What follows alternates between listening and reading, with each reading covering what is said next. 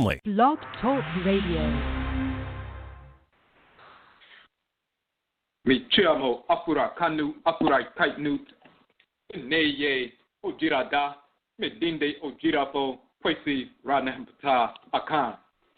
Akwamuman, Amaruka, Atifi, Mu, Odwiraman, Mu. Greetings to all Afuraitkaitnit people, meaning Africans, black people. Today is Odwira Day, Purification Day. My name is Odwirafo, Kwesi, Nehem, Ptah, Akhan.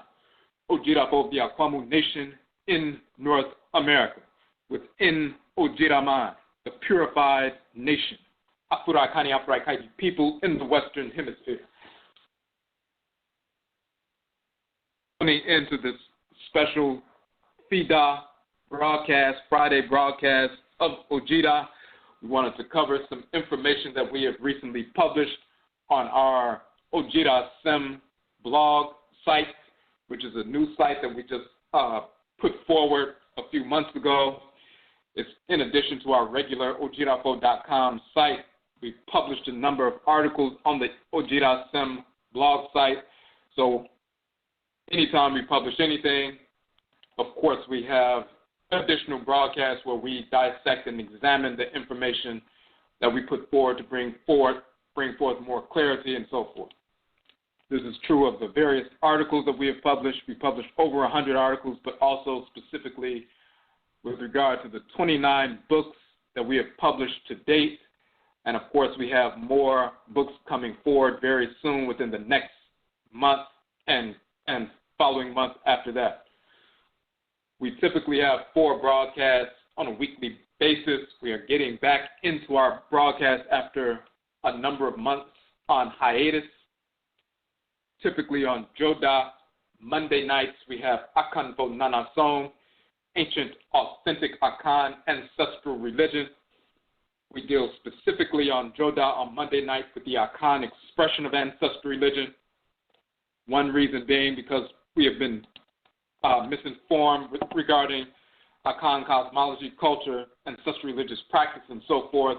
First and foremost, we are Akhan, so we specifically deal with the Akhan expression of ancestral religion, going from ancient Khanit, Kemet, to West Afuraitkaitnit in the regions of contemporary Ghana and Ivory Coast, all the way into North Central South America, the Caribbean, where we were forced into enslavement during the Musu Kwesi, the Great Perversity, the enslavement era, but we maintained our ancestral religious practices in our blood circles for hundreds of years in the West, and we were empowered and guided by maintaining our ancestral religious practices to force the end of enslavement by waging war against the whites and their offspring, through raising up metal armaments to wage war against them, as well as being guided towards the proper and effective use of chemical and biological weapons of warfare.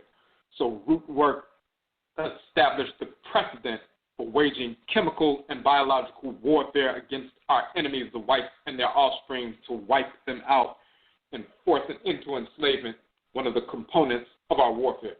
So, of course, Hoodoo is the Akhan tradition in North America. Obia is the Akhan tradition in Jamaica. Winti is the Akhan tradition in Suriname, and so forth. So we talk about Akhan Nanasom on Joda Monday nights, various expressions of Akhan ancestral religion.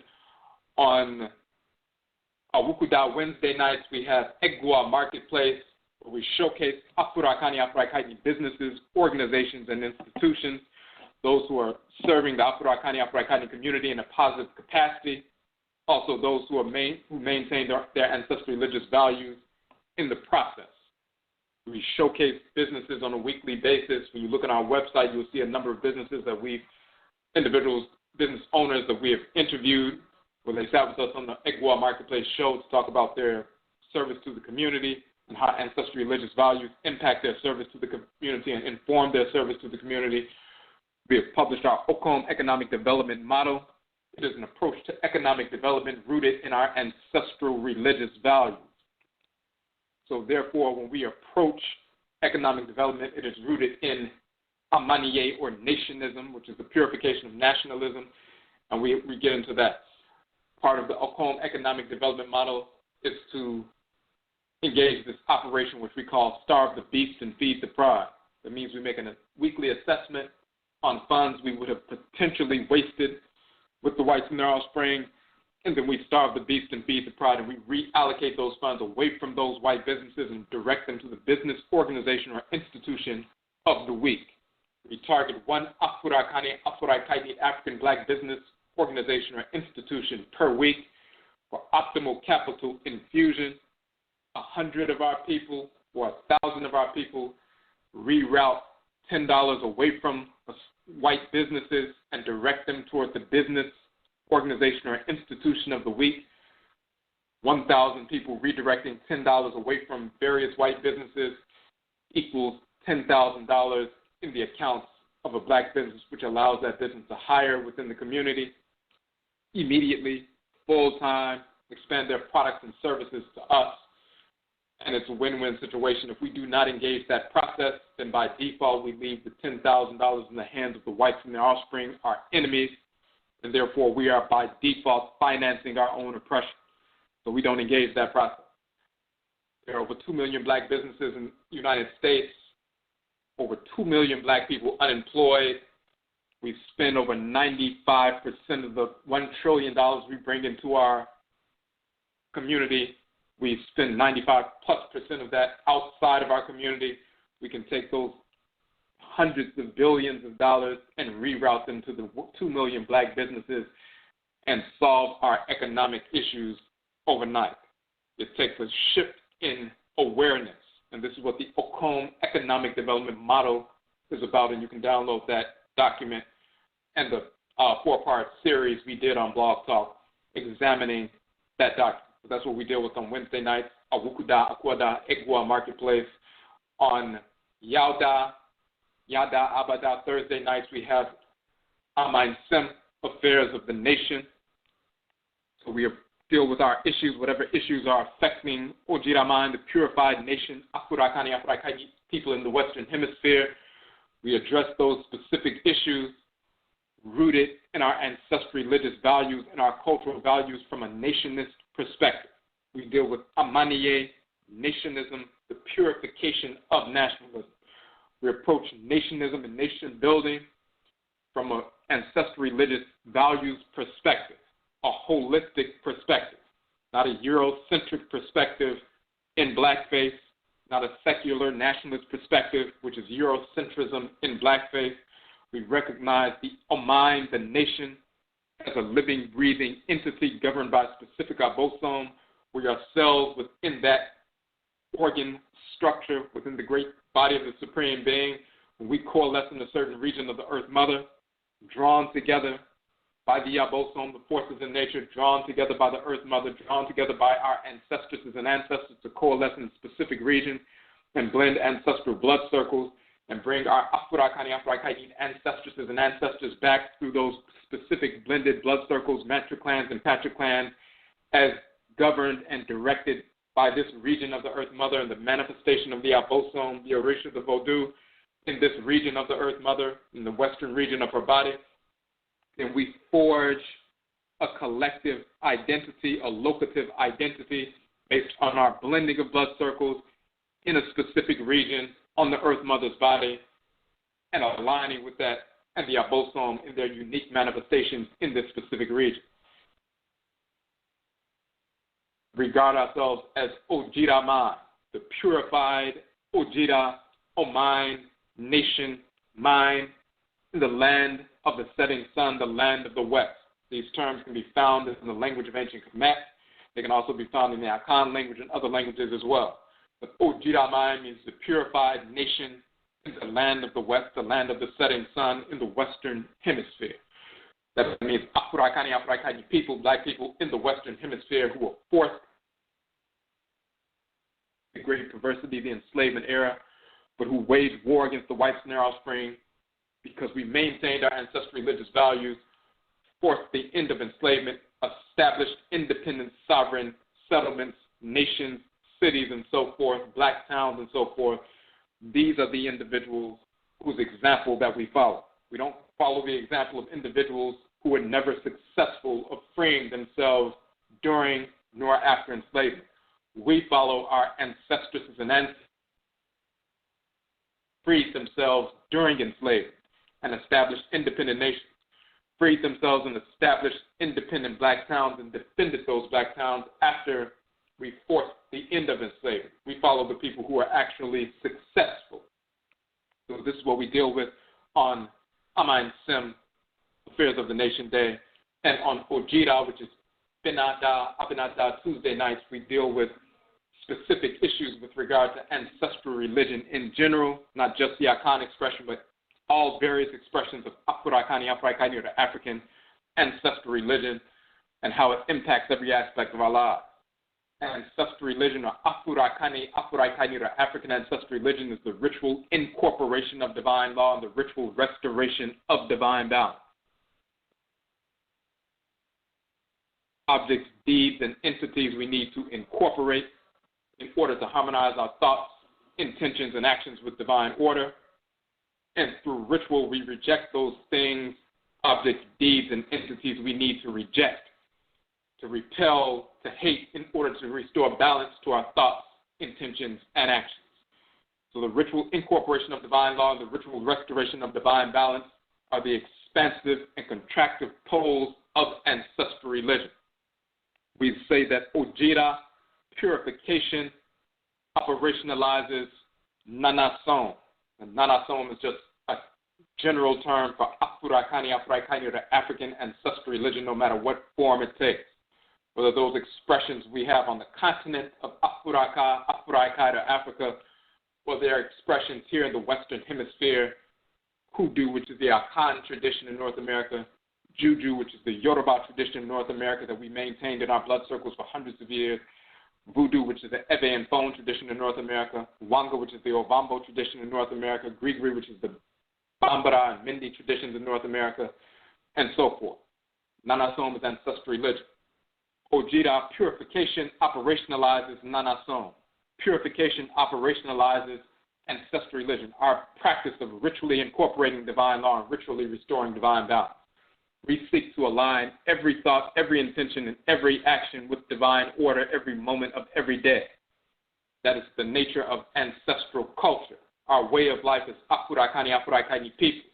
When we make mistakes, we engage the ritual process. Legitimate mistakes, we engage the ritual process to incorporate law and restore balance. Those expansive and contractive poles of that ritual process of ancestral religion, so that we can get back in alignment with our Amamre, which our culture, which is aligning every thought, every intention, and every action with divine order every moment of every day, so that we can affect our function, fulfill our function in creation.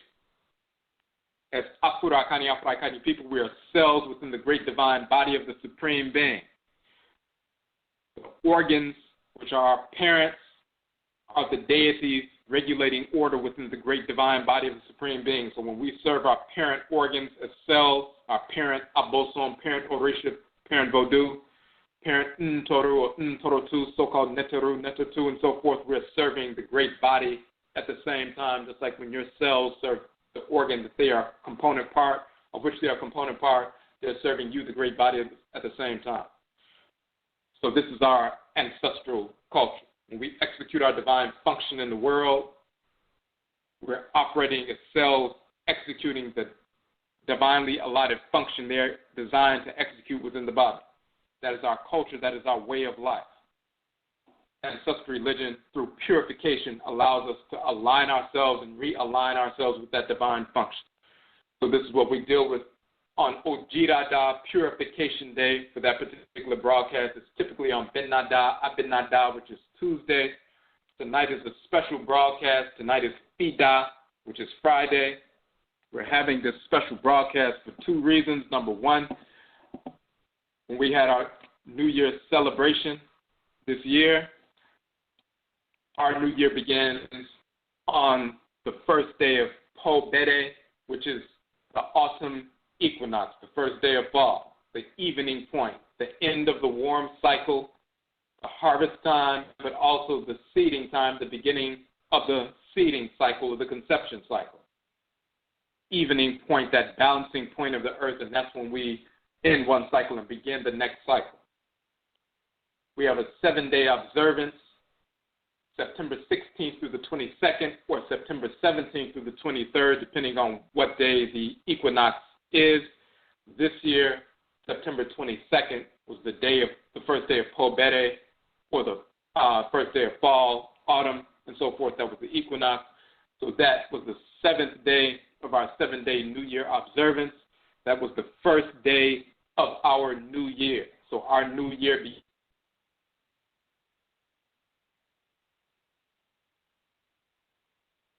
13,018. And of course, we do not track time based on a fictional cartoon character who never existed. Jesus, Yeshua, or Allah, or Yahweh, or Buddha, Brahman, any of these fictional cartoon characters, we do not track time based on that, of course, because that's foolish. Track our time based on actual cycles. This is the year 13,018. It began this year on a Ptah, on a Friday. And just like last year, it began on Yaudah, which is a Thursday. This year, the new year 13,018 began on a Ptah, which is a Friday. In the Akhan tradition and other traditions as well, but in the Akhan tradition, we have a 7-day week, which we established thousands of years ago. The solar, lunar, and planetary bodies which govern the 7-day week are animated by male and female Obosom, deities, forces in nature. We are named and given our Akradin or soul names based on those divinities that animate the solar, lunar, and planetary bodies which govern the 7-day week. These forces in nature govern all natural cycles. On Ptah, which is the day of the Obosom Afi, which is the female name of the Obosom that governs the planet Afi, which is Venus. The male divinity is Fi and Fai. That is Het Heru, the female divinity, and the deity Men, sometimes called Amentet in ancient Kemet, governing the planet Afi, or so-called Venus. These spiritual forces that animate that orb. So that was the day, that was the first day of the year. The energy of those Obosom, therefore, have a great effect or influence of color the entire year. It's not to the exclusion of the other Obosom, but there's a great influence of that energy of these Obosom this particular year. Just like last year, Yaudah, which is governed by Heru, the divinity Yao, the Obosom Yao, as well as Ya and Abba, which is Wachet and Nekabet. Yao, Ya, and Abba is Heru, Wachet, and Nekabet in ancient Kemet. Yao, Ya, and Abba in the Akhan tradition. It is Shango and Oya and Oba in Yoruba, Hevioso and Ayaba, and Abejida and Ayaba in Vodun and so forth. That was the energy that colored and greatly influenced 13,017. This year, because Ptah is the first day of the year, Het Heru, of course, Men, Amen Men, colors and influences this particular year, but of course it's not to the exclusion of the functioning of the other Obosom, the functioning of the other deity. So this is why we're having this broadcast on Ptah, this special broadcast, number one, because of that reality. So this is the first Ptah broadcast of this year that we're having. But secondly, because of that, we published a number of articles on our blog site dealing with the nature and function of Het Heru, of Afi, which is called Fai or Fi in ancient Kemet, and that's where the title Afi comes from in Akhan and so forth, which is also called Cheche in Akhan, which is derived from Het Her in ancient Kemet. So both titles exist in the Akhan language. So that's the other reason that we're having this special broadcast. Today is her day, Ptah, the day of Afi. Today is the first broadcast on Ptah that we're having in this, our new year, which just began a couple of months ago, and also because we published these articles and we want to go into some detail about them. We're going to go to the ODWIRASEM WordPress site where the articles are. Before we move forward, we need to reboot real quick because there's an issue with regard to the chat room opening up. If you have a question or a comment, you want to post it in the chat room. You must log in as a user in order to interact in the chat room.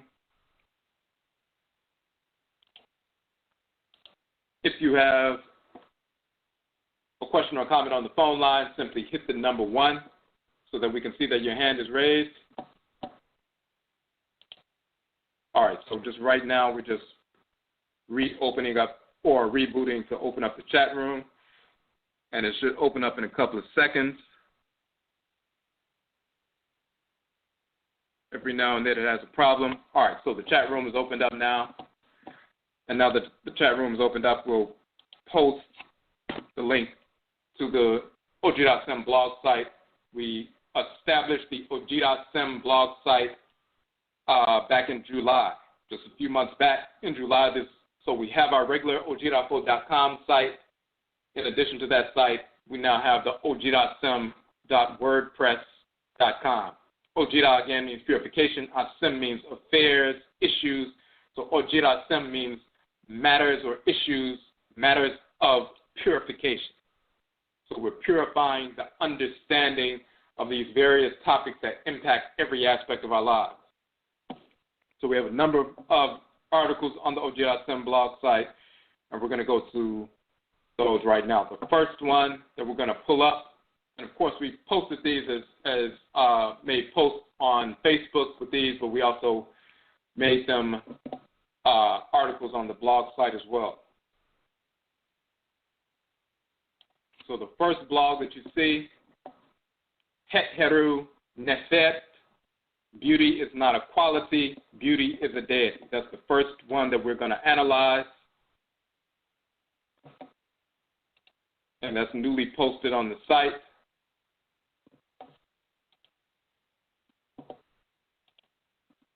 So what you see on there, you see sculpture, carving of the face of Het Heru, and you see the term Nefert, which means beautiful one. You see the Meduth, the hieroglyph, which is a relief.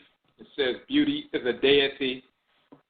Her Afuraitkaitnit, or African daughters, are her living shrine. So let's go through this information. Nefert, beauty is not a quality, beauty is a deity. Het Heru has the title Nefert, which means beautiful one. It means beautiful one in the language of ancient Kemet. Nefert, we have the proper vocalization of these terms because you find that Efe and Fetfe in Akhan means beautiful one, beauty, and so forth as well. So Nefert means beautiful one. Het Heru as Nefert as a title is a divine force in creation, an Obosom, Orisha, a Vodou, an Ntorot, or so-called Netert, a divinity. The Meduth, or the hieroglyph representing the sounds, Nefert, is shown to be the combination of the trachea and the heart. So when you look at that symbol that we have on the image, and you also see that this one is a carving, a relief, but you also see it, of course, written in the Meduth through the hieroglyphs and so forth. That symbol that's vocalized as Nefert is the symbol of a trachea combined with a heart. Now we want to get into some definitions. Why does Nefert mean beautiful? What does it have to do with the trachea and the heart, and what does that have to do with the functioning of this divinity in creation? What does it have to do with her daughters in creation? The in sound, and every time when you look at these various sounds in our languages, we don't just make up words and apply them to different things. Our languages resound divinity. When you're talking about Afuraitkaitnit, ancestral languages, they resound divinity. What that means is when the forces in nature move through creation based on their energy complex, they generate a unique collection of sound vibrations. When we attune to those sound vibrations and replicate them with our vocal cords, we are enunciating the actual name of the divinity. Of course, they share their names when they possess our people through ritual song and ritual dance and so forth, as well as through divination, spirit communication. They show themselves to us and so forth. They enunciate their names, but when they move through space, move through creation, they generate a unique collection of sound vibrations.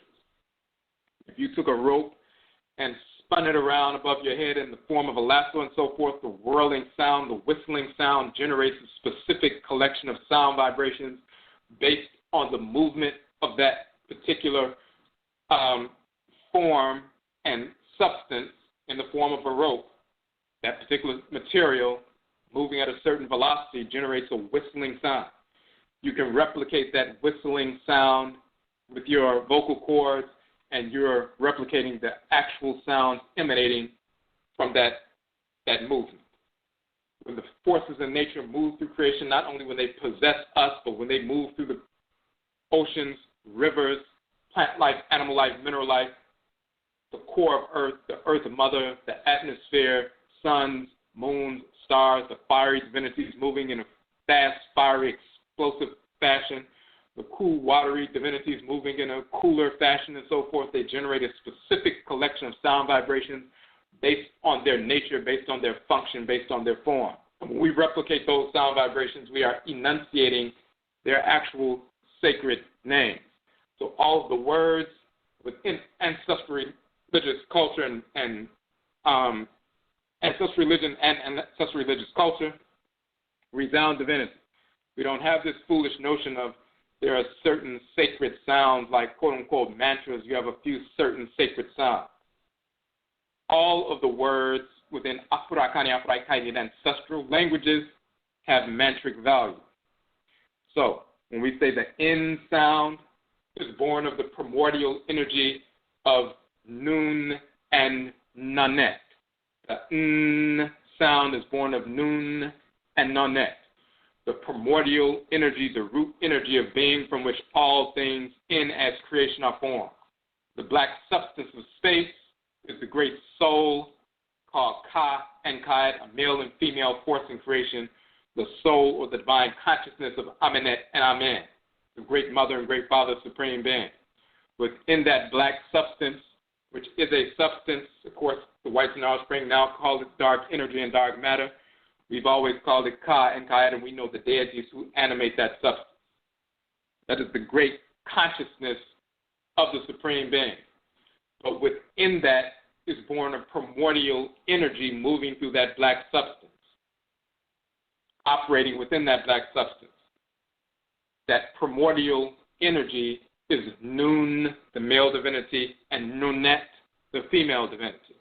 And when Nun and Nunet unite and generate that expansive and contractive force, they generate a fiery force that's born out of the black substance, that's radiant, that's fire and light, and that is the birth of Ra and Ra, the creator and creatress, and they rise up out of the black substance, explode into fire and light, and begin to spiral through that black substance, carving out black spheres, which became the first black bodies, and when their energy penetrated those black bodies, they illuminated those black bodies. Those became the first stars and so forth, and we talk about that whole cosmological foundation.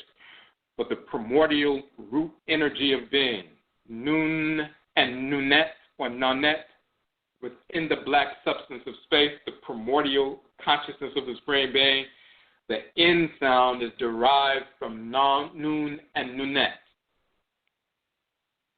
The F sound, the sound of the F sound is born of the vital, animated breath of the serpent divinities, Fayu, which is a plural. So when you say the term F, and you see in the Medusa is written in the form of a horned viper, a horned serpent, and even when you look at that Medusa and it's perpendicular, you'll see that's the exact same form of the English letter F today, and all of course the alphabet today. The alphabetical characters are taken directly from the hieratic script of ancient Kemet. The whites and their offspring never created a script that includes Latin and Greek and Sanskrit and so-called Hebrew, which is not a real script, and Arabic and so forth. The whites and their offspring did not create any script. Those are corruptions of that hieratic script and the phonetic script that we create. So even the English letters, you'll find that all of them have roots in the forms, and the same thing with the numerical figures and so forth. So that F sound or the sound, even when you say that sound, it's the vital animated breath of the serpent divinities Fayu. So the sound is the primordial root energy of being, and even when you enunciate you feel that primordial sustaining energy. The F sound is dealing with vital animated breath, and then the R sound, the R sound, is born of the radiant generative power of Ra and Ra'et, the creator and creatress. So when you have the primordial energy of Nun and Nunet at the beginning of creation, sustained within the black substance, at some point those waves of energy, and you see Nun and Nunet, their names are written with wavy lines. It's no different than when you have a pot of water. At first, it's just still. If you add some heat to the water, then it begins to wave. You begin to see waves manifest within the water. That's originally the great Ka and Ka'et, the formless substance. The all-pervasive formless substance is akin to water in the beginning. Then when you add heat, that hehut, or heat, the term hehu or hehut in ancient Kemet means breath, expansion and contraction, but it also means heat. It also means that which is boundless and eternal. So when Amen and Amentet release the hehu or hehut, the male and female divinities, hehu and hehut, within the black substance, there's a generation of heat, and then you begin to see that black substance begin to wave. No different than when you have a pot of water sitting still and you add heat, then it begins to wave and begins to vibrate. That's the birth of Nun and Nunet, the primordial root energy subsisting within the formless substance. Now you have waves of energy. When the heat continues, those waves begin to wave very rapidly. And the Nun energy begins to move so rapidly that Nu becomes and becomes an R, and then there's a radiant energy. And then the R that's born of the Nun moving very fast becomes R and Ah, the radiant energy and the expansive Ah energy. So R, Ah together is Ra, and that's the explosion of fire and light that manifests within the blackness for the first time. Ra is expansive, and Ra'et is contractive. The Et contracts and finally forms the entity. So you have expansion and contraction. This is why we talk about Ra and Ra'et being born, the creator and creatress being born of their mother and father, Nu and Nut, or Nun and Nonet. So when we talk about the R sound, the R sound is born of the radiant generative power of Ra and Ra'et, the creator and creatress. And note that the creator and creatress are the grandchildren of Amen and Amentet, the supreme being. So just like you're a being, if you're an Afuraitkaitnit male, you're a male being. An Afuraitkaitnit female is a female being. You're the great being, a microcosm of Amen and Amentet. You have fiery energy within you, life force energy within you that you can direct to your different organs and so forth, including your reproductive organs, to send out a sperm cell, send out an ovum, so that you can create a child. You can direct the energy to move throughout your body. That fiery energy you can arouse within you, move to your different muscle groups and so forth, move to different parts of your body, including your reproductive organs. You, the great being Amen, or the great being Amentet, can direct your Ra force or your Ra'et force to go out and create for you under your direction. So the creator and creatress are not the children of the Supreme Being, but they're the grandchildren of the Supreme Being, because Nun and Nonet are the direct mother and father of Ra and Ra'et. So when you have fools out here claiming to be elders and eldresses and priests and priestesses, and they talk about Amen or talk about Amen Ra, and they never talk about Amentet or never talk about Amentet Ra'et, or they talk about Ra as the creator, or Nu as the creator, or Amen as the creator, and the Supreme Being, and they're just different forms of the Supreme Being, you understand that these people have no knowledge of what they're talking about.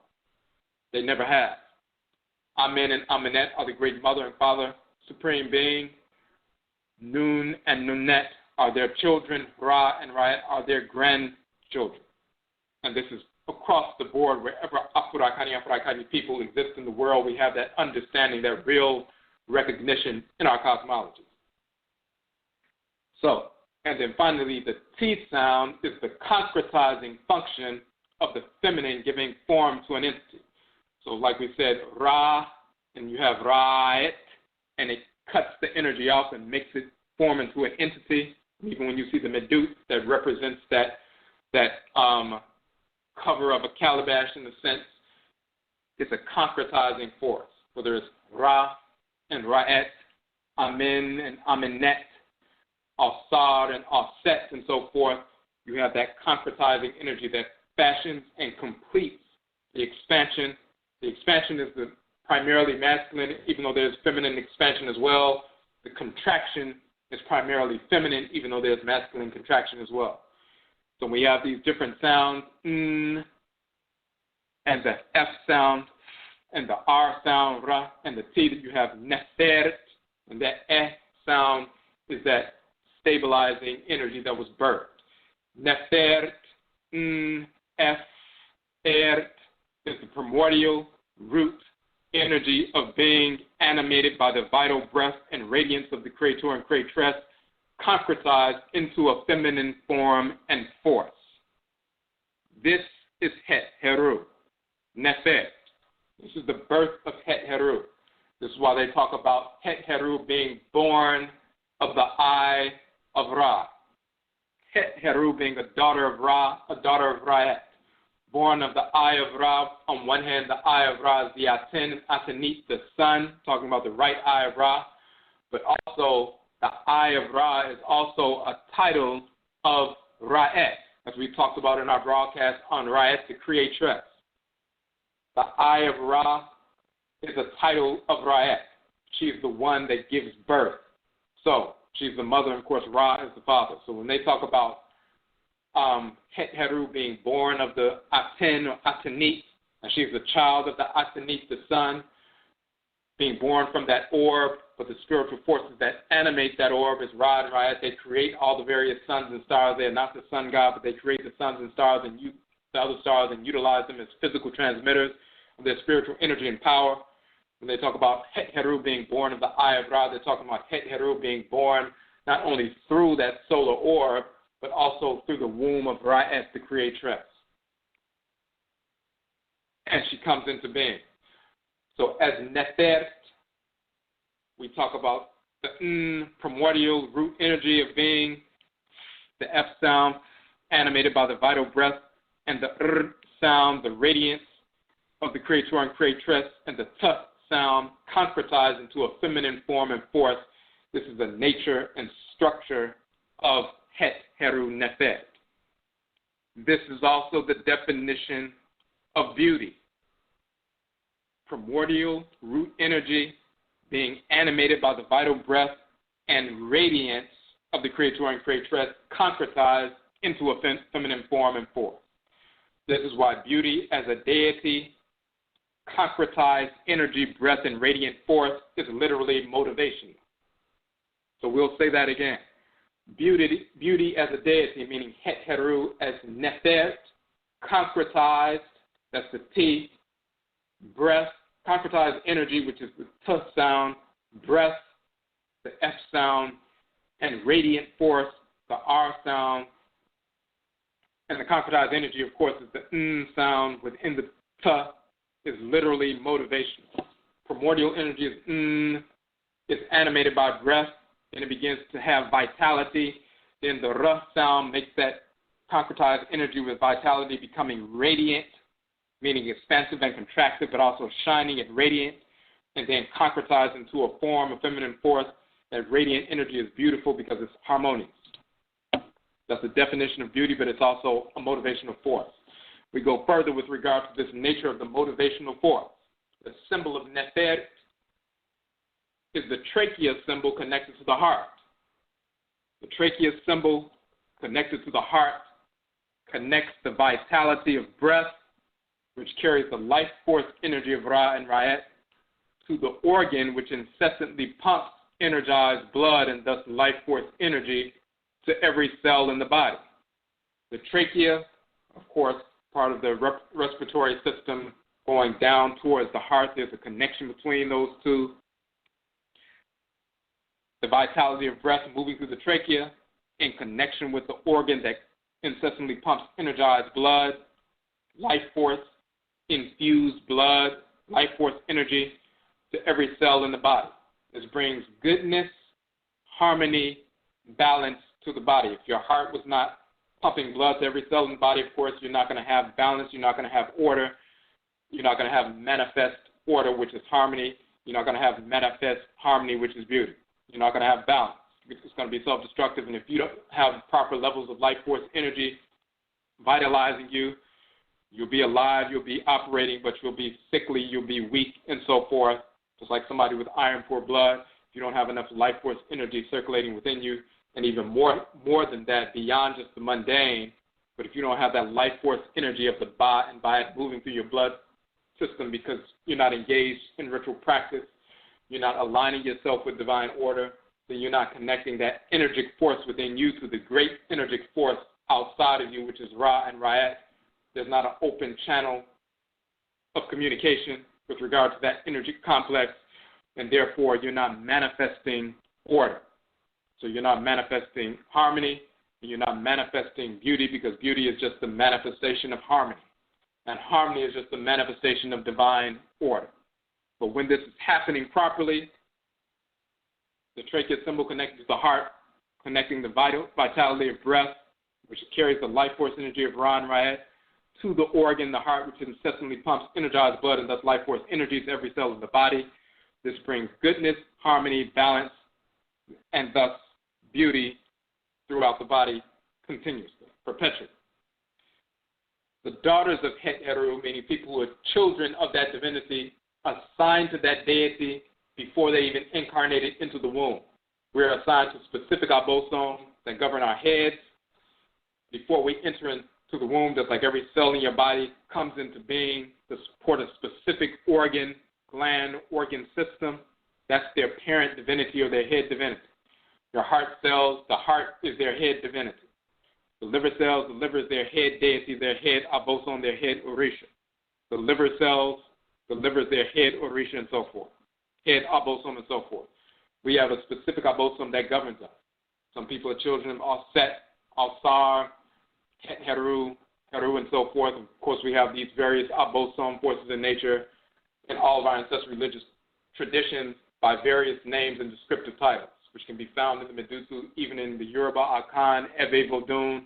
When you look in those languages and the descriptive titles of these divinities, you'll find those titles exactly as they're written in the Medusa as well. And that includes in the Hoodoo tradition, Juju, Vodun, and so forth in North America. Those specifically we're talking about today, though, who are the daughters of Het Heru, who's called Afi and Akhan, Erzuli and Vodun in the Western Hemisphere, Azili and Vodun on the continent, and Oshun in the Yoruba tradition. Those who are daughters of her, of Het Heru Nefert, are vessels, living shrines of her divine function. Naturally, her daughters exist within the Afuraitkaitnit, or African black female population only. The deities, the Orisha, the Vodou, the forces in nature only possess and communicate with Afuraitkaitnit people, period. The whites and their offspring have never communicated, never been possessed by any deity, never have been and never will be. The cancerous cells in the body were once healthy cells, but they went deviant in a different direction. And now, because they are disfigured physically and through their function, they're no longer part of the natural economy of the body, and therefore they are slated for eradication by the immune and lymphatic systems. The whites and their offspring are the cancerous cells within the body of black humanity, within the body of the Supreme Being. They are deviant, disfigured, spiritually disfigured, and therefore that spiritual disfigurement, which was brought about by themselves and their own actions, manifests as a physiological disfigurement, perverse morphology, bone structure, and so forth, perverse phenotype, melanin recessiveness, and so forth. They're spiritually disfigured, which manifests as a physical disfigurement. They are cancerous cells, a minority of cancerous cells within the body of black humanity, which are slated for eradication, extermination, extirpation, without exception. That means the whites and their offspring, white Europeans, white Americans, white Hindus, white Arabs, white Asians, white Hispanics, white pseudo-Native Americans, and so forth. Of course, the Asians who invaded this hemisphere, when they arrived, they came in contact with Afuraitkaitnit people, black people who had been here for thousands of years before they existed on Earth. So Asians are not Native American. They're imposters and invaders. So the whites and their offspring, without exception, incarnated spirits of disorder, so they are repelled by the forces of divine order. Just like the immune system repels cancerous cells, it doesn't embrace them and sing kumbaya with them, it exterminates them. The whites and their offspring are spirits of disorder, so they are repelled by the forces of order, just like two magnets with the opposite polarities facing will repel one another when you place them close to one another. They will never naturally come together. They will repel. The Obosom, inclusive of Het Heru, of course, only possess Afuraitkaitnit people. Het Heru only has daughters who are Afuraitkaitnit females. So therefore, when you look at this breakdown of this title of Het Heru as Nefert, the Nefert title, it resounds the function of the divinity. That's a name that she generates as she moves through creation. She's generating that collection, that unique collection of sounds when she's moving and operating in that specific capacity. That's the manifestation of order. And order gives birth to harmony, because harmony, when you see something that is harmonious, it is a reflection or manifestation of something that is divinely ordered. And of course, when you see beauty, that is the expression of harmony. If something is beautiful, that simply means it is radiating harmony. And harmony is a manifestation of divine order. This is Het Heru. So this is why we say beauty is not a quality.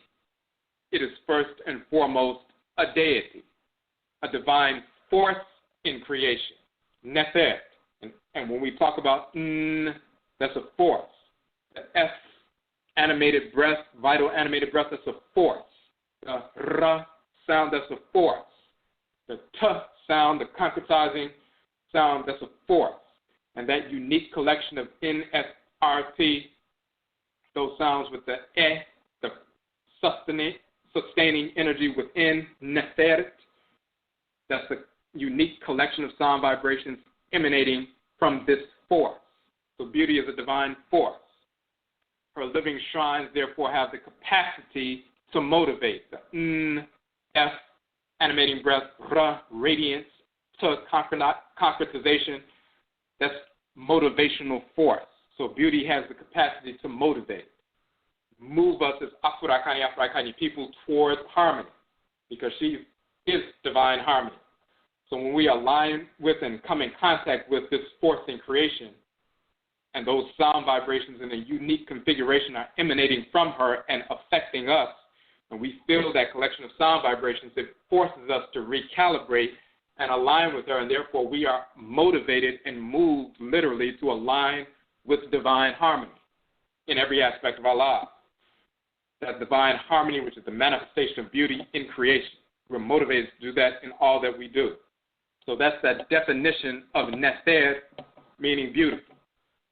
It's one thing for someone to say linguistically, Nefert means beautiful, and you can find Tefet and Akhan meaning beautiful in these different forms of that term in various languages in Afuraitkai, and it's a title of Het Heru, so therefore it just means beautiful and goodness and plenty and things like that. The key is, why does it mean beautiful? Why does this specific collection of sound vibrations generate that definition beauty? Because when those specific set of sound vibrations are configured together, because they're emanating from her as she moves through creation, that collection of sound vibrations is a force emanating from her that once it affects us and touches us and we absorb it, it forces us to begin to realign and reharmonize ourselves when we're out of harmony and when we lack the understanding or perception of what needs to be harmonized. When we're trying to harmonize our thoughts, intentions, and actions with divine order and we kind of lost our way and we're not sure, we come in contact or invoke Het Heru, and her energy complex harmonizes us and we can realign with that divine harmony. And then we manifest beauty in our thoughts, intentions, and actions. And if you can manifest beauty in your thoughts, intentions, and actions, then you bring harmony to yourself, harmony to those with whom you come into contact with in our community, within your family, within your interactions with one another, within business interactions and so forth, social interactions, within everything. So it's all expansive, all pervasive. She touches everything in creation. So we're going to move to the next piece. And, of course, if you have any questions or comments in the chat room, you must log in to interact in the chat room. If you have any questions or comments on the phone line, hit the number 1. All right, and the next piece, pull that up right quick. Hold on 1 second. And, of course, this next piece, this is also on the Odwiraman or ODWIRASEM site.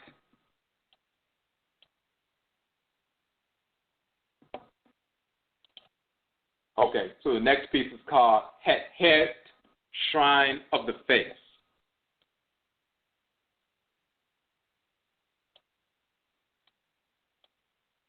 And you see the image, you see an image of Het Heru on one of the columns, the pillars of one of the temples. It has the specific title, Het Heru, Shrine of the Face. We say the face of uncommon beauty is the shrine of Het Heru. When you look upon the face of the beautiful Afuraitkaitnit African black woman, the daughter of Het Heru, you are worshiping at the shrine of the dead. We show another sculpture of the face of Het Heru with, of course, the ears of the Kayat, the ears of the cow, which is her sacred Chinebois animal totem. She has a shrine on top of her head. And then we have an image of one of the beautiful women from ancient Nebt. But why are we saying the shrine of the face? As we mentioned in the other article, Het Heru has the title of Nefert, beautiful one. Beauty is not a quality, beauty is a deity. In this vein, Het Heru is also Het Het, the shrine of the face. Now, Het Heru is the falcon divinity, also manifests as a hawk. So Het Her, or Het Heru, means house of the falcon. That's one of the major titles. When you look in the fallopian tube structure, that's where conception takes place, the union of sperm and ovum, the zygote comes into being and so forth, is taking place within that house. Within the fallopian tubes, that is the house or the het of that entity, that individual whose spirit has flown into or descended into the womb and taken up residence within that zygote, which will become an embryo. That is the Het Heru, the house of Heru. That is the fallopian tube structure within the female. That is where the term Het Heru comes from. She gestates, she facilitates conception, and she begins that process of gestation in that region. So it's called Het Heru, the house of the falcon, and so forth. She also has, of course, in the head region, the upper region, as above, so below, just like you have a gestational region and a conception region below, in the earthly region of the body. Then in the quote-unquote heavenly region of the body, in the head, you have a gestational area, conception area, which is within the head, within the brain, within the consciousness, where she's generating and conceiving ideas, conceiving structures that are harmonious ideas, harmonious forms, harmonious creations and so forth, innovations and so forth. So the term Het in ancient Kemet not only refers to a house in the language of ancient Kemet, but also a ritual enclosure, a sanctuary, a shrine, or a space. The term Het, H-E-R-T, Het, or Het, is the feminine term for face or head. So on one hand, Her can be the falcon, which is the spiritual force that flies into the womb that becomes the embryo, the spirit of the individual who will become conceived into the womb and take up residence through reincarnation into that conceived, fused sperm and ovum, which becomes a zygote. But then Het Head also means the house, Het, the shrine space, the ritual enclosure, the house, Het, of the Hedet, of the face, of the head. That means Het Hert is the shrine of the face in her role as the divinity of beauty, Nefert. So we give more definition to that. One can acknowledge someone who is pretty or attractive. However, when one interfaces with one of uncommon beauty, the senses are activated and one pauses. Het Hert governs the sensual attraction, which is the precursor to procreative activity, and the replenishment of its harmony, which is pleasure. So the sensual attraction, that magnetic force, which is the precursor to procreative activity or sexual activity. So the magnetism that the Afuraitkaitnit man and Afuraitkaitnit woman experience, which draws us together harmoniously, that energetic force, that sensual attraction, which is the precursor to procreate activity, that is Het Heru.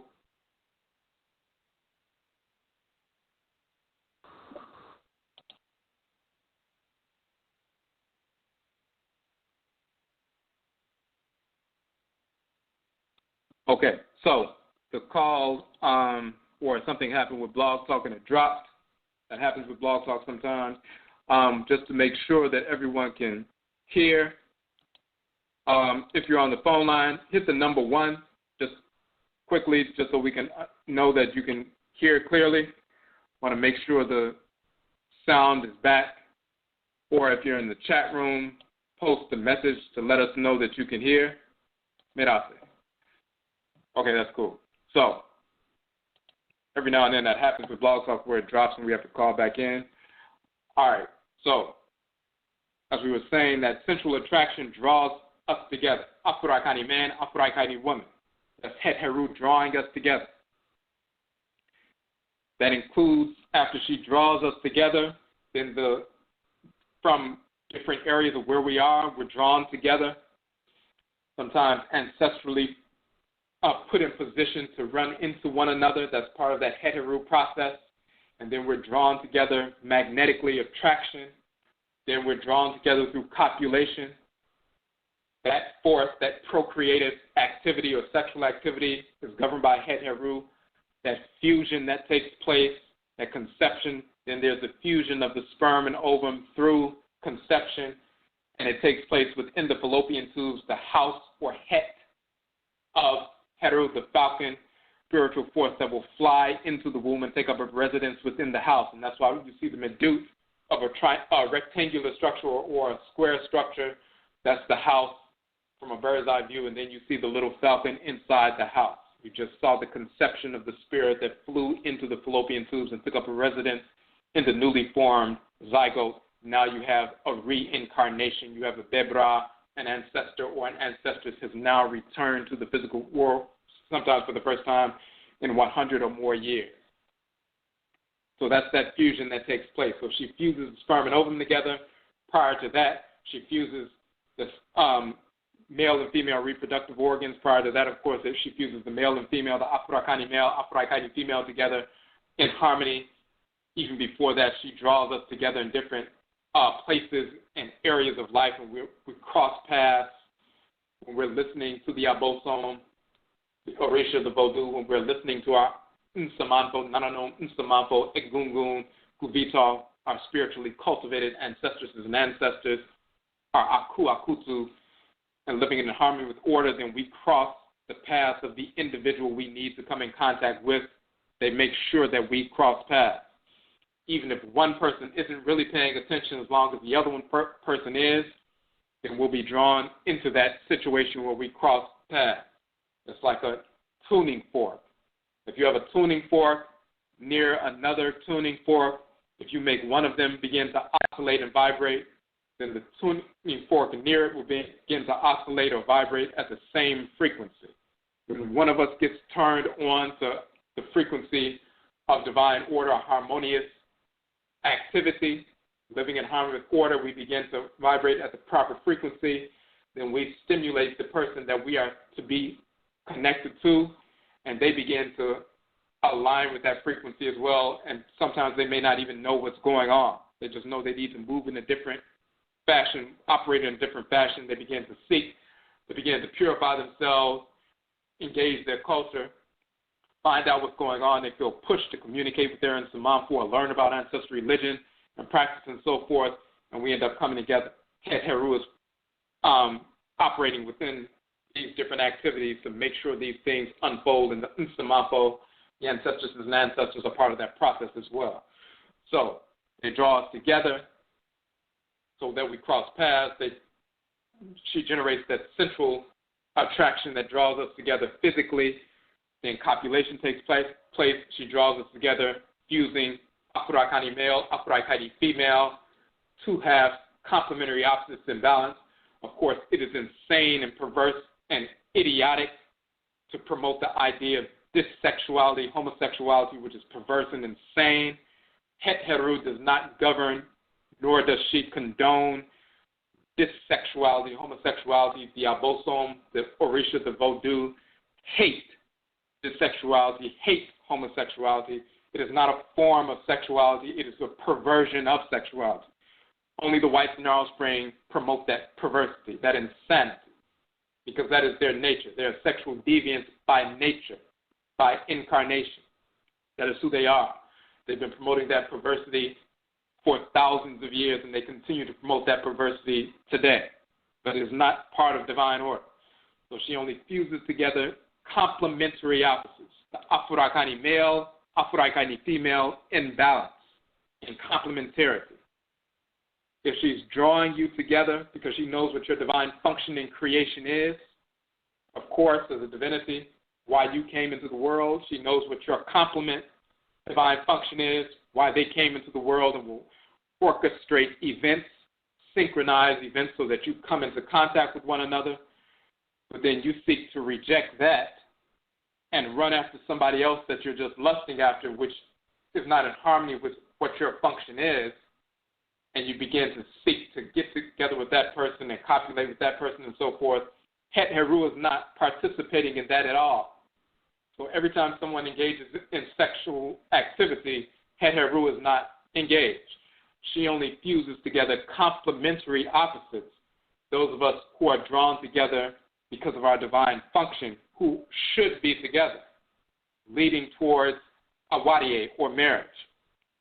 She does not participate in someone running away or deviating from the individual that they need to be with and going after somebody that they don't need to be with, and they're just engaged in misguided desire or lust. She does not participate in that. People start talking about they met somebody and they feel that Oshun energy or Het Heru energy or Afi energy, and every time they engage in sexual activity, that's Afi or Oshun. No, it's not. If it's not the fusion of, number one, complementary opposites, Afuraitkaitnit male, Afuraitkaitnit female only. None of the whites in their offspring does she ever condone or sanction the union of the Afuraitkaitnit male or female with white Arabs, white Hindus, white Hispanics, white Asians, white Europeans, white Americans, white pseudo-Native Americans, none of that. Only Afuraitkaitnit males and Afuraitkaitnit females complement and balance one another. And of course, in the same age group, of course, she does not promote pedophilia and all that other sexual deviance which the whites in their offspring promote as forms of sexuality. Complementary opposites, Afuraitkaitnit male, Afuraitkaitnit female, whose divine functions are complementary as well. She fuses those together. Any other union she has nothing to do with. So the vast majority of people who are just engaged in lustful encounters, lustful sexual encounters, Het Heru has nothing to do with that. All right. So when we talk about the central attraction, which is the precursor to procreative activity and the replenishment of its harmony. So you have procreative activity and the replenishment of the harmony of procreative activity. That's what pleasure actually is. Only when it's replenishing the harmony or the divine order of procreative activity sanctioned by Het Heru. If it is not sanctioned by Het Heru, meaning it's not a union that's governed by divine order, then it's not going to manifest harmony. And, of course, it's not going to manifest beauty, and it's not going to manifest pleasure in the true sense, because pleasure in the true sense is the replenishment of the harmony which is sanctioned by Het Heru. So we say that includes the fusion of the complementary opposites, Afuraitkaitnit, African black man and woman, as well as the fusion of naturally occurring forms, shapes, sounds, movements, aromas, etc., in a harmonious fashion. So Het Heru fuses us together harmoniously, but she also fuses together harmoniously naturally occurring forms, sounds, movements, aromas, etc., in a harmonious fashion. The energetic force of Het Heru thus governs conception, quote-unquote, fusion of a returning Afuraitkaitnit, or African ancestral spirit, and also the conception of music, which is the fusion of different sounds in a harmonious way, art, which is the fusion of different colors and shapes in a harmonious way, dance, which is the fusion of different forms and movements in a harmonious way, perfumes, scents, aromas, which is the fusion of certain elements in a harmonious way, and so forth. All of that. The divinely ordered fusion of complements is the manifestation of divine harmony, expressed as beauty in creation. So once again, beauty is the expression of harmony. Harmony is the manifestation of divine order. When you look at something that's beautiful, that's simply because it's expressing harmony, and harmony is the manifestation of divine order. Het Heru is that. The energetic force which affects fusion through harmony and the replenishment of beauty, which is manifest harmony as pleasure in all areas of life, is a motivating force. This is why uncommon beauty stops us in our tracks, causes us to pause. Remember, it's a force, Nefert. It causes us to pause. It causes us to shift our perception, this magnetic, powerful force, and dwell upon the nature and source of the beauty. Beauty recalibrates us towards harmony with divine order in thoughts, intentions, and actions. It moves us towards harmonious fusion in all areas of life. It's no different than if you have two magnets with the light polarities facing, they repel. That's what I meant to say previously. If you have two magnets with the opposite polarities facing, then they are drawn to one another. So you have the Het Heru type force that magnetically draws you in. You come across that force and you're drawn in, and you seek to connect or attract or align with that divine order that she is manifesting on a consistent basis. So you come in contact with beauty. That means you're coming in contact with the expression of divine harmony. That means you're coming in contact with a manifestation of divine order. And that radiant force, that primordial energy that's animated by vital breath through a radiant, shining, radiant, beautiful force that's concretized in feminine form, that collection of vibrations forces you to stop, shift your perception, and begin to align with that force. And then when you align with that force, you seek the source of the beauty. And then you seek to align your thoughts, intentions, and actions. It moves you towards harmonious fusion in all areas of life. When you first fuse with that manifestation of harmony, which is Het Heru, then you seek to realign your thoughts, intentions, and actions with harmony. You want to harmonize your thoughts, intentions, and actions to make sure every thought, every intention, every action is in harmony with divine order. So when you come in contact with Het Heru, she forces you to begin to recalibrate yourself. If you are out of order, engaged in disharmonious thoughts, intentions, and actions, you come in contact with a force that is manifest harmony. You begin to realign yourself, readjust yourself.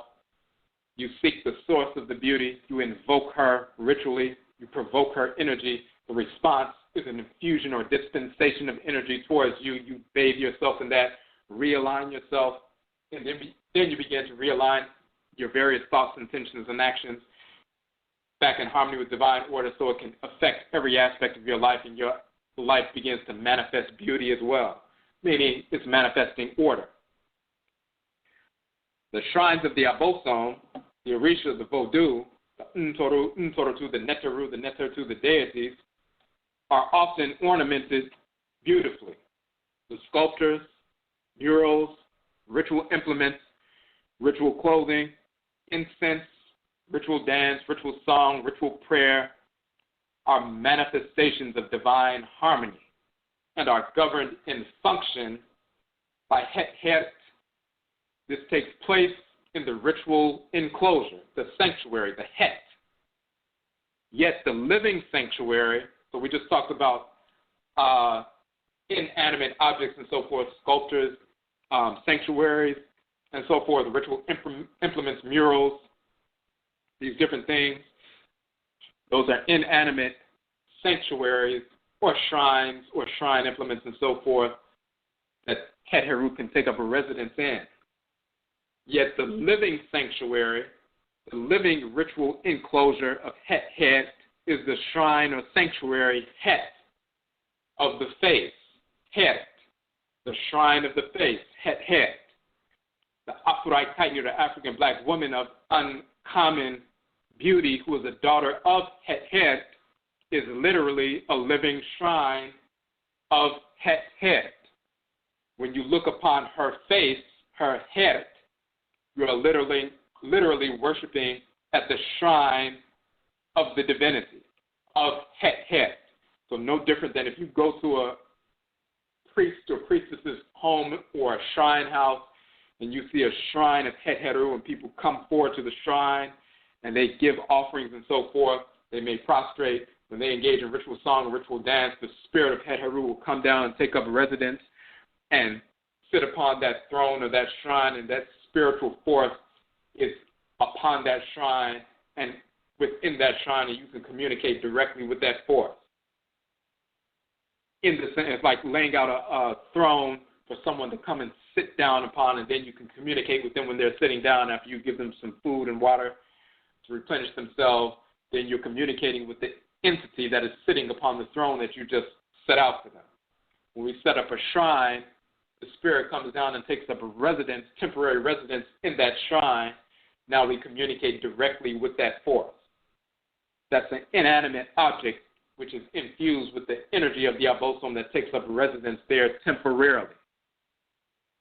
The living shrine, the living sanctuary ritual enclosure, you're talking about a daughter of Het Heru, then she can become possessed by Het Heru, of course, and we see spirit possession through ritual song, ritual dance, and so forth. The spirit possesses the individual, and now Het Heru is speaking directly through the individual, moving her body and so forth, communicating, laying hands, healing people, and so forth. That is a full-on possession. And even before you get to that point, even before possession takes place, possession is not the only means by which that one communicates, the Obosom communicate.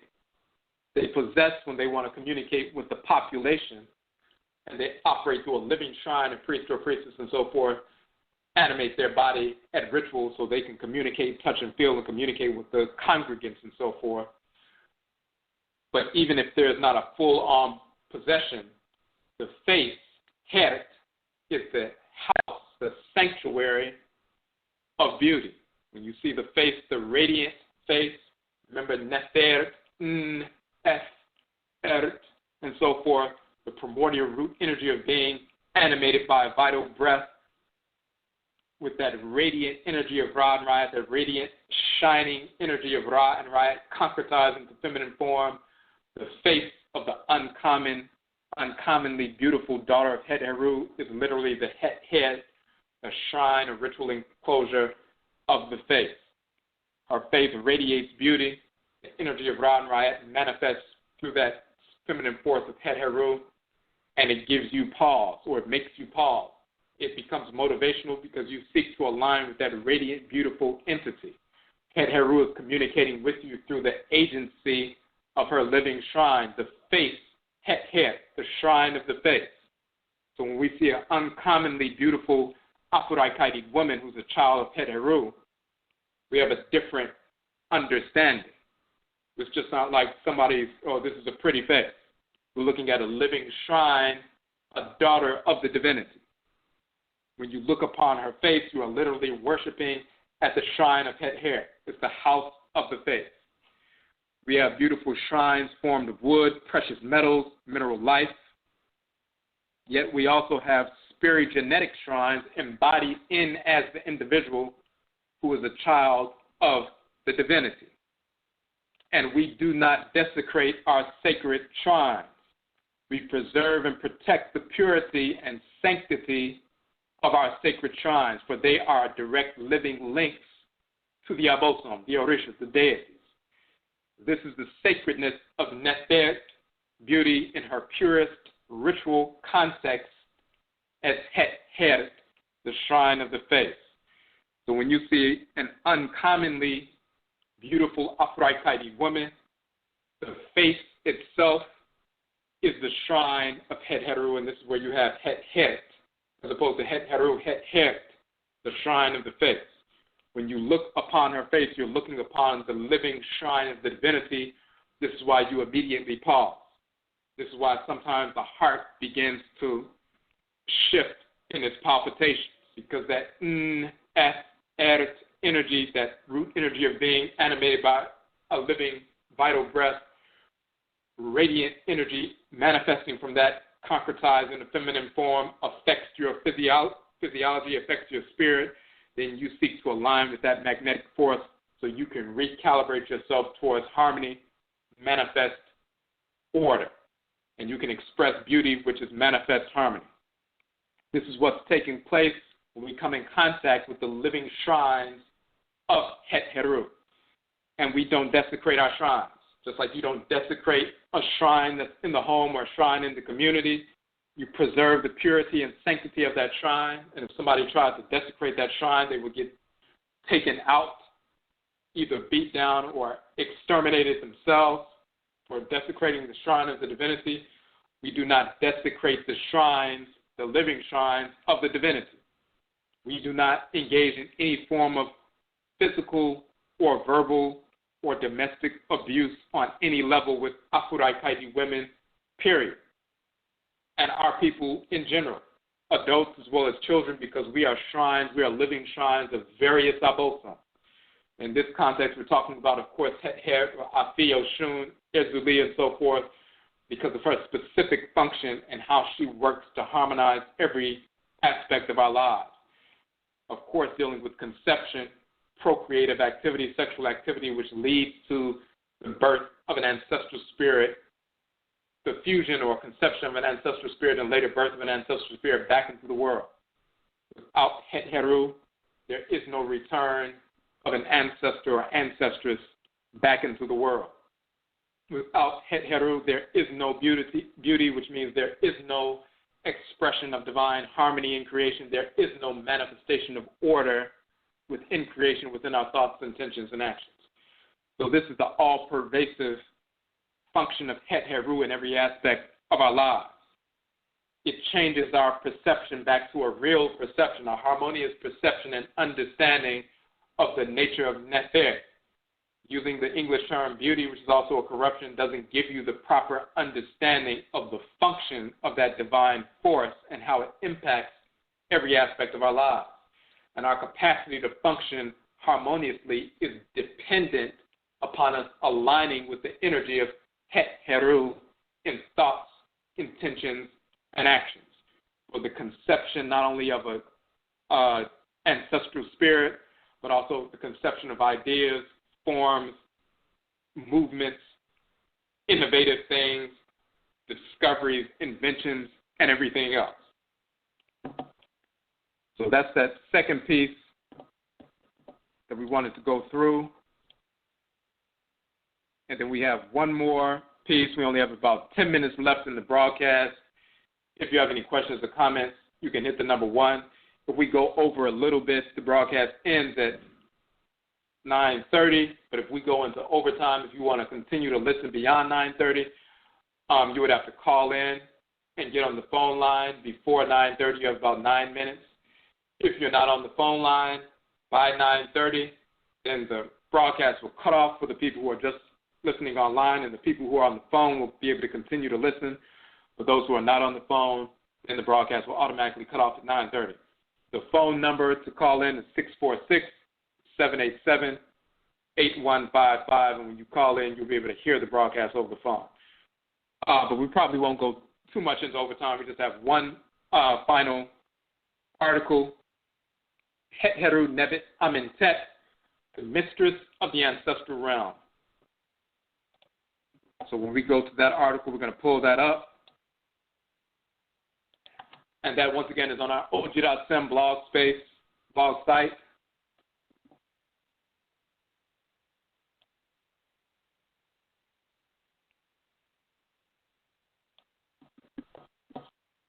So Het Heru Nefert Amentet, the divinity Het Heru Nefert means master or mistress. Mistress in the sense of master, the feminine form of master, mistress or Nebt. Amentet means the west, but that means the land of the setting sun, the ancestral realm. Het Heru, mistress or master of the west, land of the setting Atenit, the sun, which is the gateway to the ancestral realm. As we said, Het Heru is called Afi and Cheche in Akhan or Shun in Yoruba, Azili, Ezuli in Ebe and Fon. We talked about her function dealing with the central attraction, which is the precursor to the procreative activity, and the replenishment of its harmony. We just dealt with that. The nature of our energy complex facilitating the fusion of complementary opposites and variegated created entities in balance. And we talked about that whole function. And we talked about here in the article, we just went over this notion of she only facilitates fusion in alignment with divine order. Her facilitation of ordered fusion is thus expressed as harmony, the manifestation of order. So she's therefore the Obosom, the divinity of law or love and beauty, as law and love and beauty are the expressions of order and harmony respectively. So Ma'an, Ma'at are the male and female forces of divine law and balance in connection with beauty. Then you have Het Heru governing that aspect, and they work together. It is important that Het Heru not only guides us to harmony with divine order in our thoughts, intentions, and actions upon Asase, earth, but also upon our transition to the ancestral realm.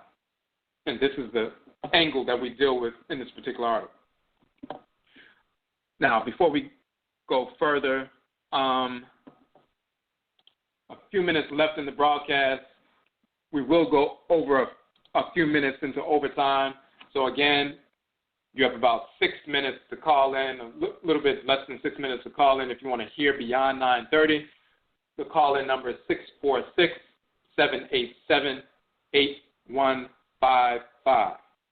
646-787-8155.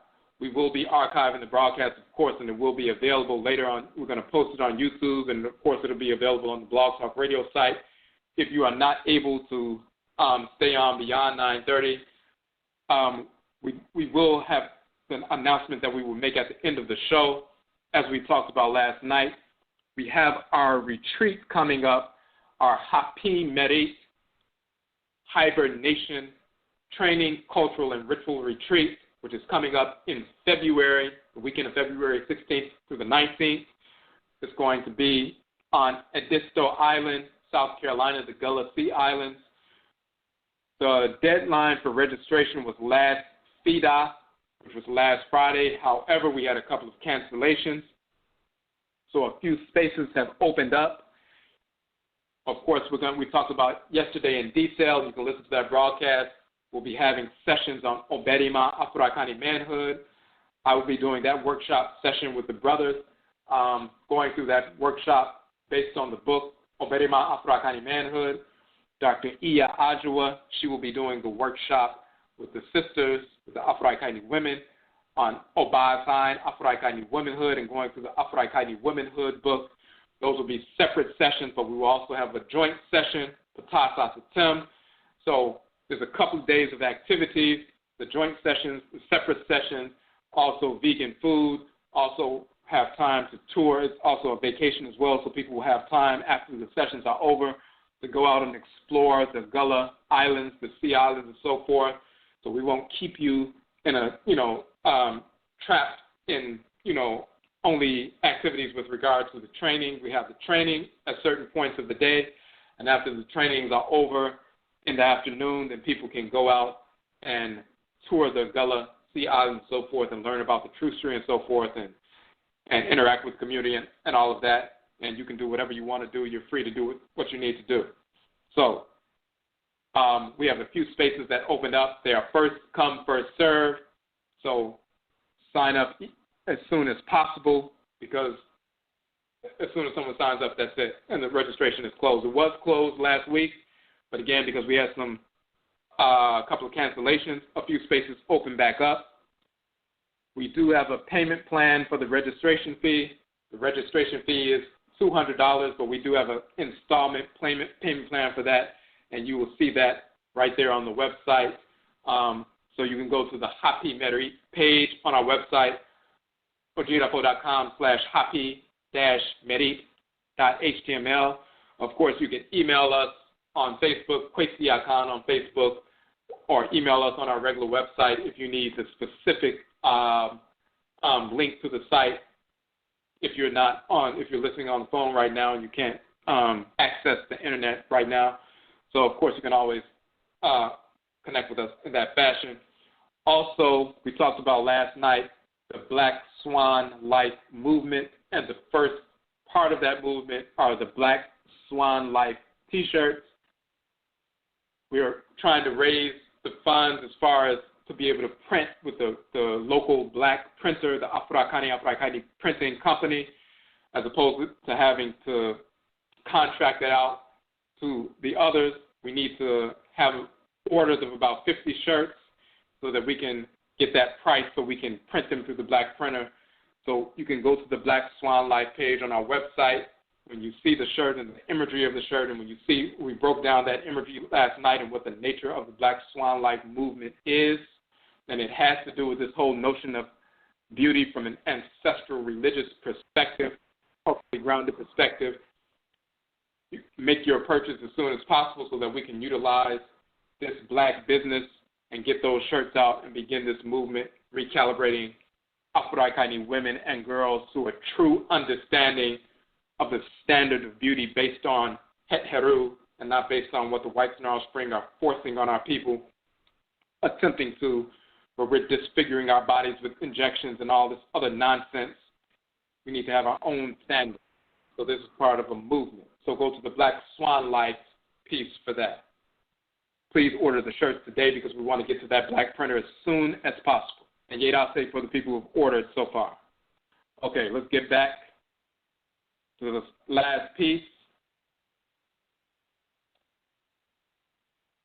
So what we said is it is important that Het Heru, Afi Oshun, Ezuli, not only guides us to harmony with divine order in our thoughts, intentions, and actions upon Asase, earth, but also upon our transition to the ancestral realm.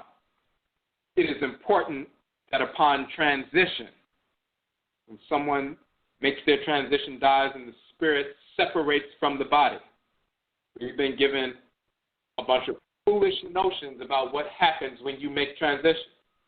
And what happens with us, immediately we recognize that everything we've been taught was a lie our entire lives. There is no Jesus, there is no Moses, Muhammad, Abraham, Yahweh, Allah. These fictional cartoon characters don't exist. Ancestral spirits recognize that immediately, of course, because they are now in the spirit realm. They are experiencing that reality. It is important, therefore, and just in general, but that's included with regard to that because we've been lied to, but even before we were lied to and we had proper culture and understanding, it is important that upon transition, separation from the physical body and becoming an ancestral spirit, one is greeted by the Obosom, the goddess of beauty, the manifestation of harmony, in order to assist in easing the way for the newly deceased individual. It can be a trying time for one who leaves his or her family on Asase, earth, to journey to the ancestral realm. One can succumb to depression, melancholy, and potentially become an earthbound spirit, aimless and without direction, subject to negative influences from other wayward spirits.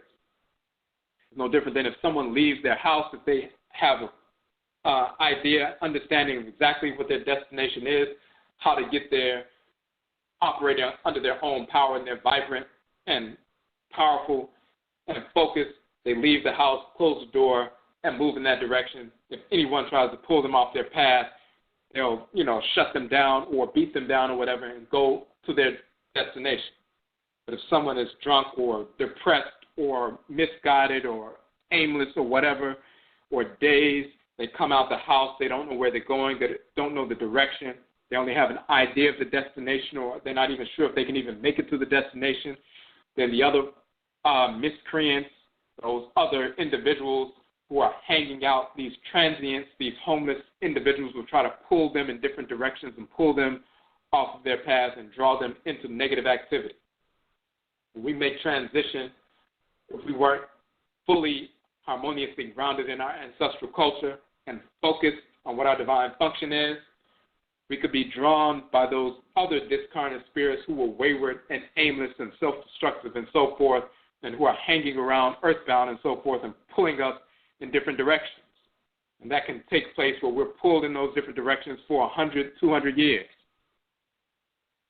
But when you come in contact, as soon as you transition with the Obosom of beauty, the manifestation of divine harmony upon your transition, that immediately begins to realign you with order.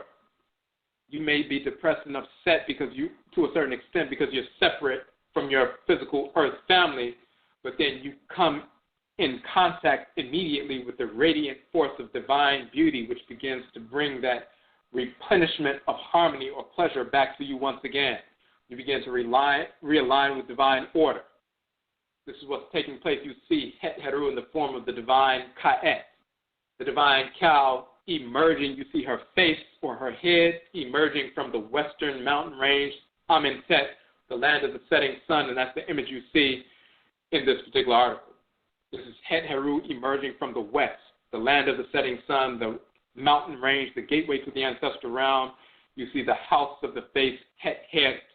The first thing you see when you go to the gateway of the ancestral realm, Amen and Amentet were gracious enough to supply us with the divinity of divine beauty so we can begin to realign ourselves with our new condition in a harmonious fashion.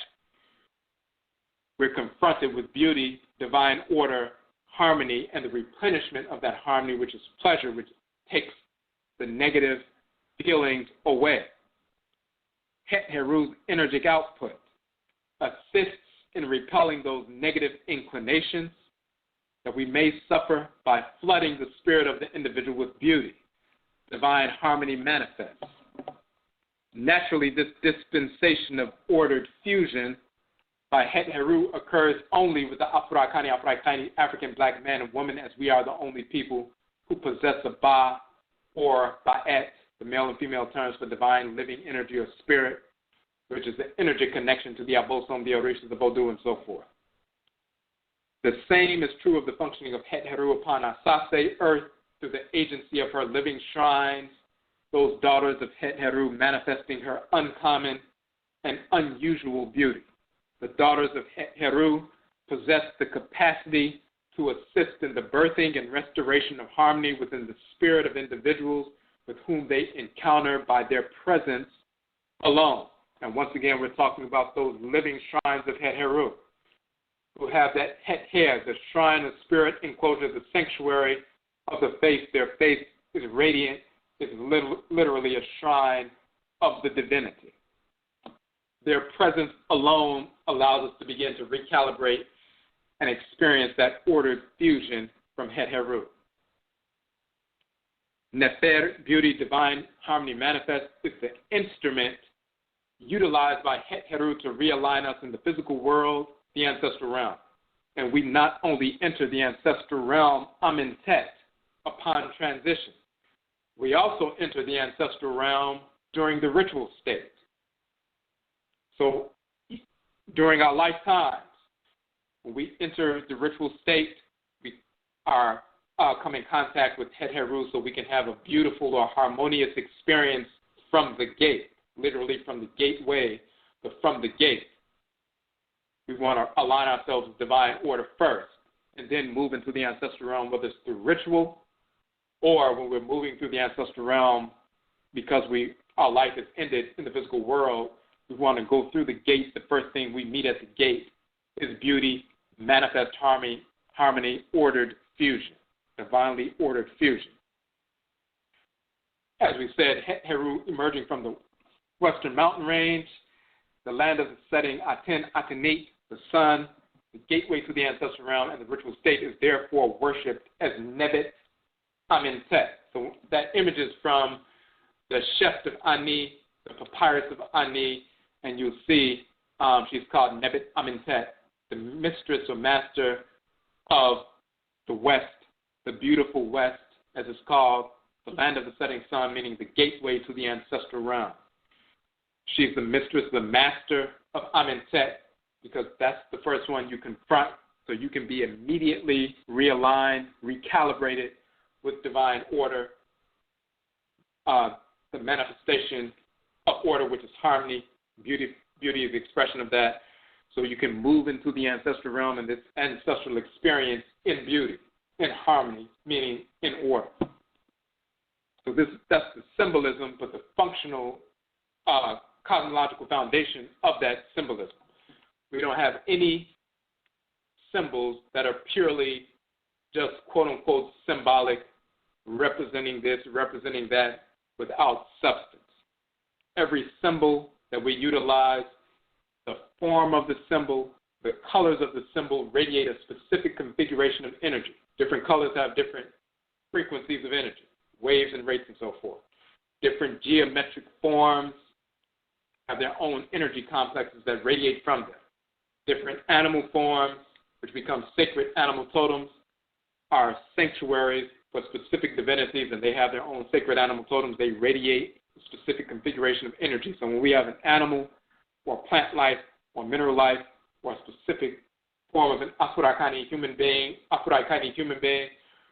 that are children of these different divinities, wearing certain kinds of colors and so forth, certain patterns, geometric forms, they all radiate the energy of that specific deity or deities that are being referenced. So they have a measurable impact on us physiologically and spiritually.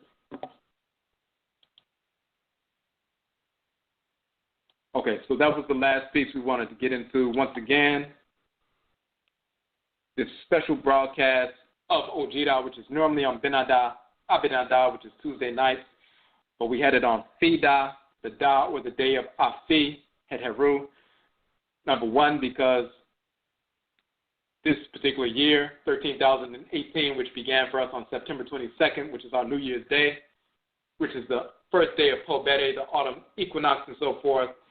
Our New Year's Day of 13,018 began this year on a Fida, on a Friday, the day of Het Heru, and therefore the energy of Het Heru is coloring this year in a unique fashion, not to the exclusion of the other forces in nature. Of course, they all operate in harmony with one another, but she has a special impact in this particular 365 and 1/4 day cycle. And thus we produce these documents dealing with the nature and function of Het Heru as Nefert and Het Hert and so forth, as well as and Nebt Amentet, as well as Minminit and so forth, to take advantage of this infusion of energy, this unique infusion of energy for the year 13,018. And of course, even related to our first retreat, Hapi Merit, the hibernation retreat, we're rebuilding Afuraitkaitnit manhood, Afuraitkaitnit womanhood, because when we rebuild Afuraitkaitnit men and Afuraitkaitnit women in a strong foundational fashion, then we have strong relationships, we rear strong children, and that's the foundation for a strong Oman, a strong nation. So when we have these sessions, and those who leave the retreat can go out to their communities and facilitate these Odwiraman, OBAATAN, Afuraitkaitnit manhood workshops, Afuraitkaitnit Womanhood workshops and so forth. And even for those who are not becoming facilitators, you incorporate those lessons in your own life, and you radiate those lessons through your functioning in the world and affecting your children and those within the community with whom you come in contact with. It will benefit the community on a higher level. It will manifest beauty, manifest harmony, manifest order in our interactions with one another. This is key, foundational to our ancestral and nation-building restoration. So even the fact that we're having the first Happy Meri retreat, training retreat, cultural and ritual retreat in this Afi year, that's significant as well. So again, Yerase, we thank you for tuning into the broadcast. Yebeshiabio, we will meet again. And once again, please go to the website if you would like to register for the last couple of spaces that have become available. Go to the Happy Meri page, and please support our Black Swan Life movement. You can purchase the shirts for yourself, your daughters, your wives, sisters, nieces, aunts, mothers, grandmothers, cousins. Afuraitkaitnit women need to reestablish this proper understanding of the nature of Nefert, Het Heru manifesting as the deity Nefert, the deity beauty, with a proper standard. So again, Yerase, we thank you for tuning into the broadcast, and Yebeshiabio, we will meet again. What's up?